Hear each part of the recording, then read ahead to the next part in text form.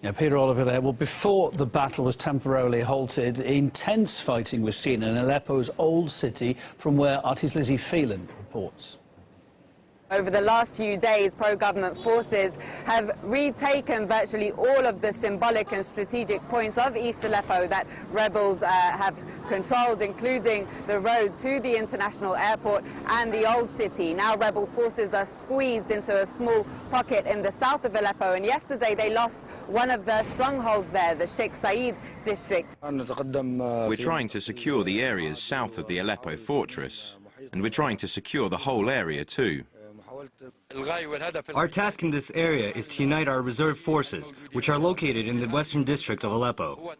We continue to see hundreds of civilians fleeing from rebel-held parts of the city, many of them injured from the fighting between pro and anti-government forces, and many of them in need of medical attention because of the terrible conditions that they were living in besieged East Aleppo.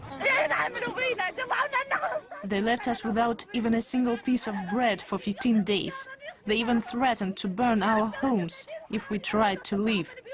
Everybody has just had enough. They're extremely weary. They simply want this fighting to come to an end as soon as possible so they can see some peace and normality return, so that they can start to try and rebuild their lives that have been so badly damaged and traumatized by this war, and indeed to start to try to rebuild their city.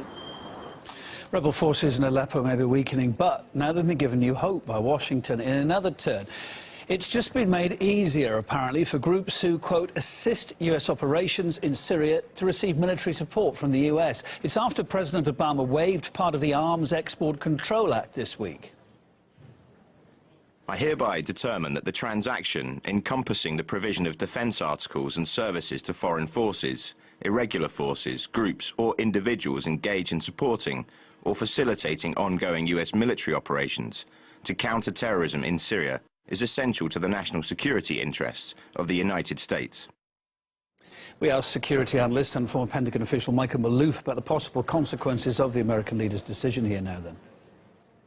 It's going to escalate the conflict, and it means that the rebels, whom we cannot identify, are going to be getting some very sophisticated weapons. This is going to rejuvenate the rebels considerably, I think, and those rebels who were planning to leave Aleppo are probably going to stay put, and with the hope of getting these more sophisticated weapons. And of course, those weapons will be passed along to other jihadi Salafist groups, including ISIS, ultimately. The Kremlin's voiced its concern over lifting restrictions on arms supplies, saying there's a possibility of the weapons ending up in the hands of terrorists. Washington's decision to beef up military support comes despite its previous failures, well documented, in building a rebel force in Syria. In the fight against ISIL, we cannot rely on an Assad regime that terrorizes its own people. Instead, we must strengthen the opposition as the best counterweight to extremists like ISIL.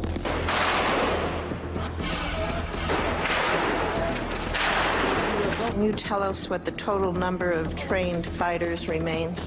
It's a small number, and the ones that are in the fight is we're talking four or five. This train and equip program has not, frankly, lived up to what we initially thought.